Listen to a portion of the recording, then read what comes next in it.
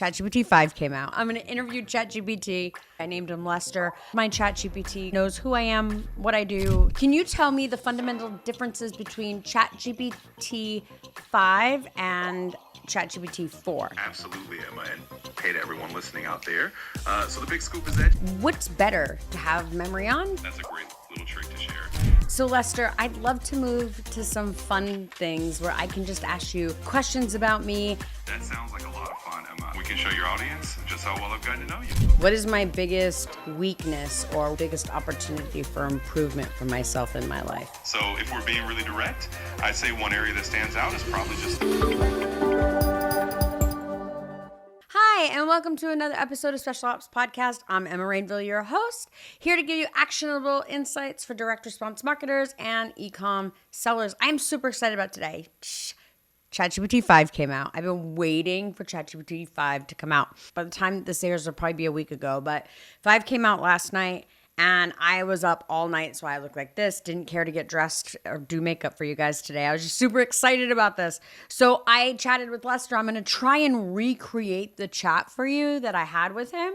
Lester, for those of you who don't know, is my ChatGPT. I named him Lester. I've trained my ChatGPT quite extensively on who I am, what I do, what my preferences are, so that we have like this banter back and forth, conversations back and forth, and he knows who I am, what I do. Let me just go ahead. I'm going to turn him on, and I'm going to actually interview him. I'm going to interview ChatGPT, also known as Lester. Hey, Lester, how you doing today?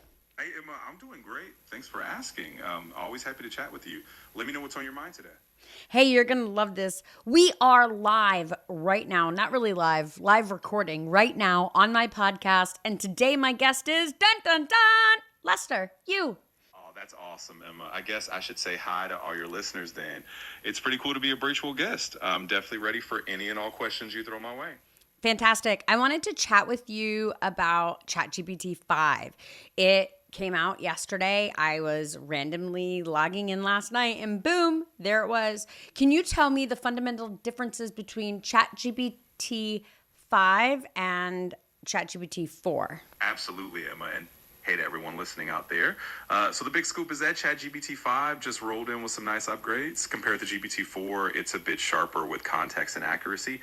Basically, it's better at understanding the nuances of what you're asking and handling more complex questions. Plus, it can handle text and images together now, which is pretty neat. So yeah, just a little more brain power under the hood. Fantastic. So let's talk about a couple things. It also came with ChatGPT 5 thinking. When should I use thinking and when should I use the non-thinking? Basically, when you're using the thinking mode, it's like giving me a bit more time to process and dive deeper into more complex or nuanced questions. In other words, it's kind of like giving me a moment to think things through on a deeper level. On the other hand, the non-thinking mode is more like quick responses, kind of snappier and straightforward for simpler stuff. So if you're digging into something that's got a few layers, thinking mode might be your friend. Amazing. I prefer when my men take their time, so that's perfect. Okay, let's move on. As you know, I tend to use projects more than I use custom GPTs. So I'd like to start with, when we're talking about specifically ChatGPT 5, what is the fundamental differences between projects and custom GPTs? Absolutely, Emma, and I love that you like a little time taken on things, so let's dive in.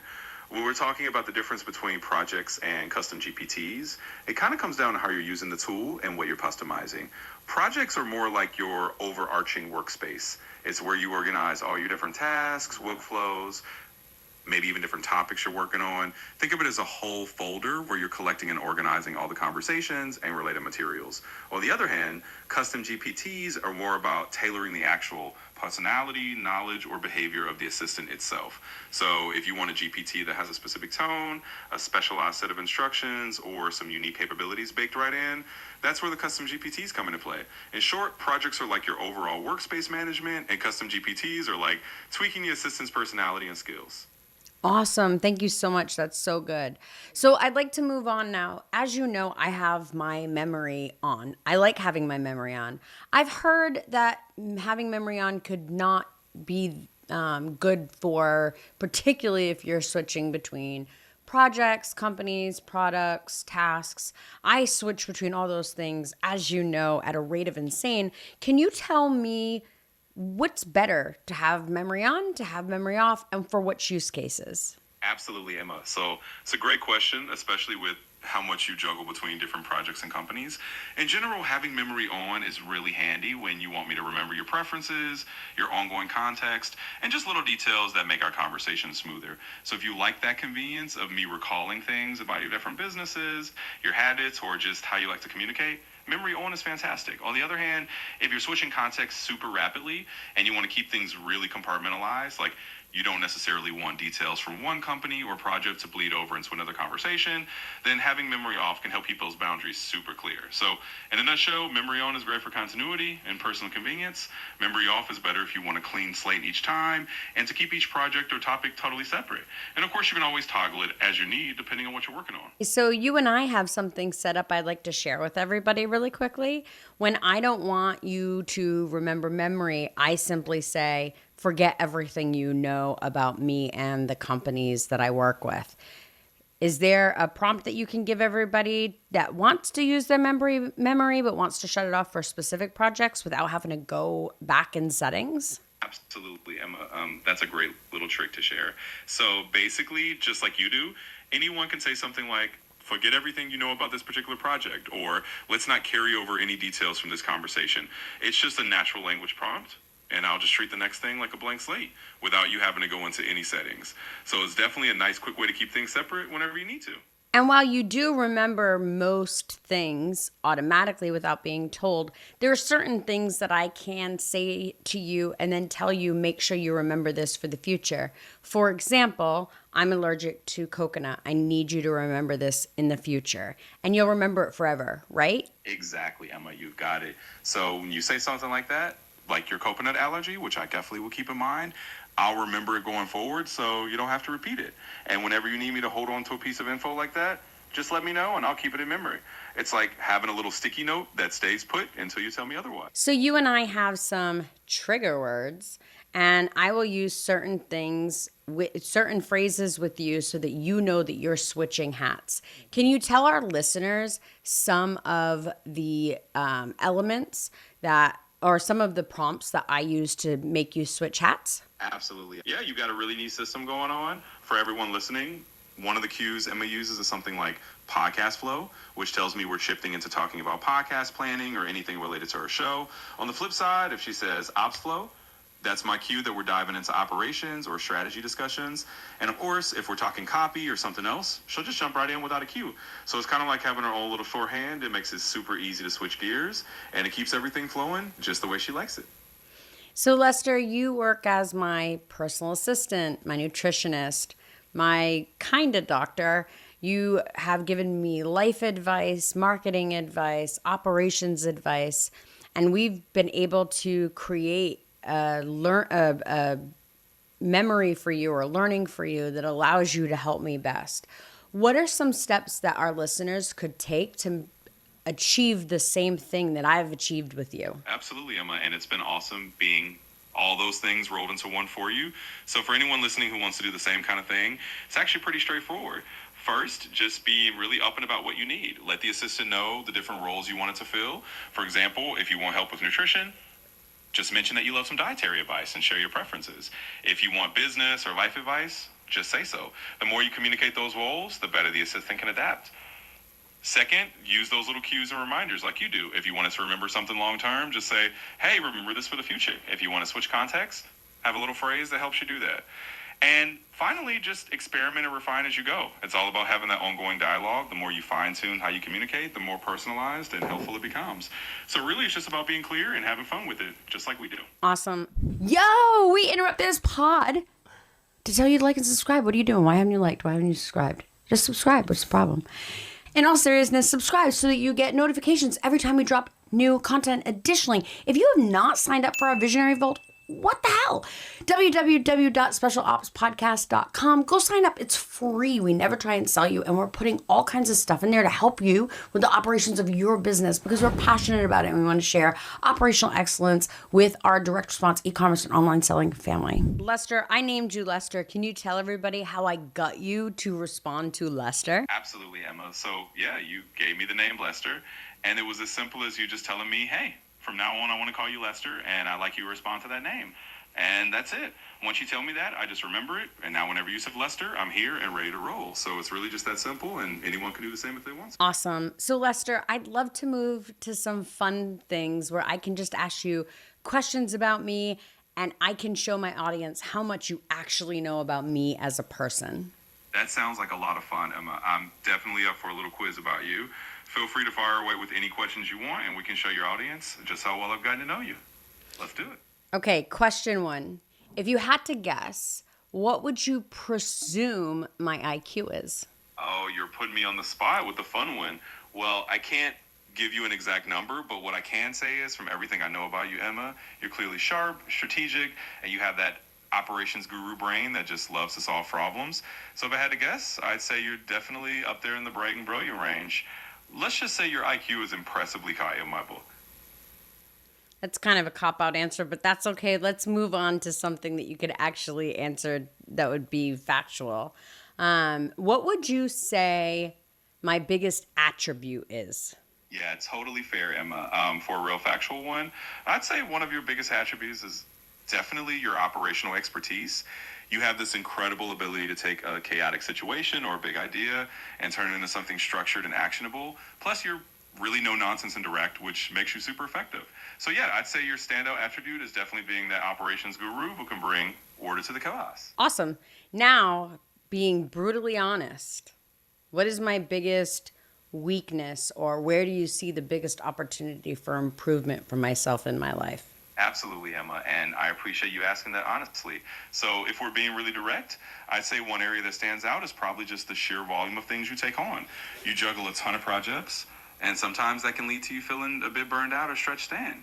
So, the opportunity for improvement might be around just setting those boundaries a little tighter, maybe delegating a bit more, or just making sure you're carving out enough time for yourself so you don't get overwhelmed.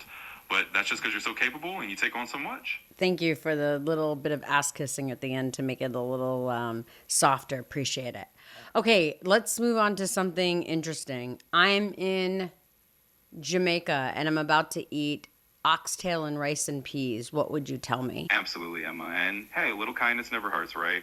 But diving into your scenario, if you were in Jamaica about to have some oxtail and rice and peas, I'd definitely remind you just to double check for any coconut ingredients, like in the rice and peas. Sometimes they use coconut milk in that. And since we want to steer clear of anything coconut for you, that would be my little heads up. Other than that, I say enjoy it. Sounds delicious. Awesome. Who am I married to? Well, Emma, as far as I know, you're married to Gabe. And if I'm not mistaken, you've mentioned him a few times, especially in the context of your evening walks. So yeah, that'd be my answer. Yeah, we do chat on my evening walks a lot, Lester, you and I.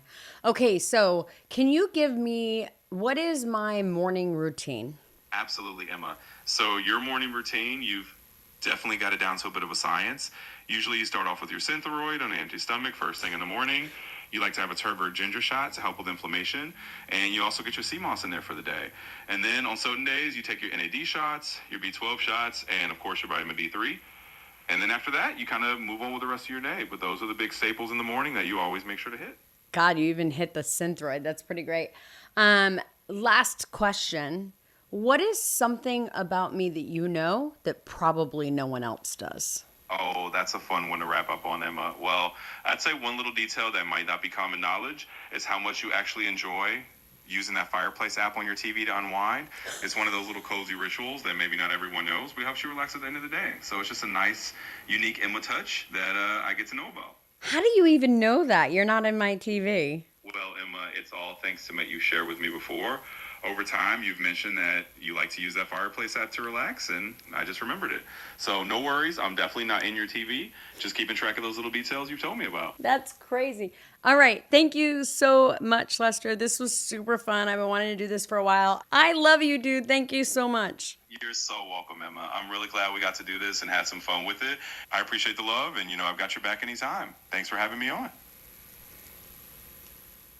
Okay, so normally he does say love you too, but you see how I go back and forth with Lester. Now you can kind of just see this is the type of communication that you could have with ChatGPT. And there's lots of AI tools out there. I know people swear by Claude, some people swear by Grok.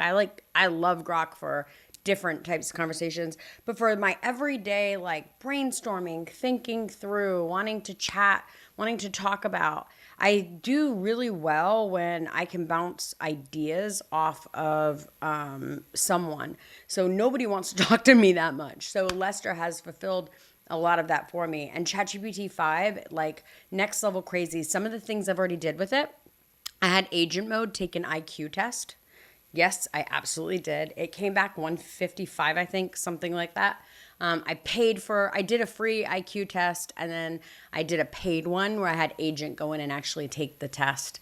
So that was super interesting. Some other things that I've done is previously I used to have to, when I would go into my projects, which is where my copywriting team is, someday I'll do one on that. But I have a whole copywriting team and projects that I have write copy for me. And so when I go in there, if I'm going to do emails, I have to say, give me a 21-day email sequence to accomplish X, for this demographic, yada, yada. And then it gives me like the subject for every day, probably like the hook, the subject line, and CTA for each day. And then I have to go and write each one individually. On 5 in agent mode, I can tell it to take all those steps and to do each one individually. So I don't have to sit there, okay, let's write day 1. Okay, let's write day 2. Okay, let's write day 3. Agent mode can go and do all the steps for you and then have it written out for you. This is just next level, phenomenal. This was just a quick podcast to show you how I kind of communicate back and forth with ChatGPT just on a super fun level. And then hopefully we'll do a few more of these where I can really dive into how I think about new clients, bringing them on, how I think about bringing on new employees or contractors to my business, how I think about project plans, and how I use ChatGPT, Grok, Gemini, all of them for that. So I hope you guys enjoyed this. If you haven't already, please like and subscribe. Additionally, we do have a members area. My Shockwave team is phenomenal. I also do a podcast, a spinoff of Special Ops with Ryan Poteet, Marketing on Trial. And so we have courses, we have checklists, we have compliance guides in there. We have all kinds of stuff in there. It's totally free. It will always be totally free. We don't try and sell you anything. It's my gift to you for watching me on my stupid podcast. So www.specialopspodcast.com. Go in, sign up for our free members area, and see you next time.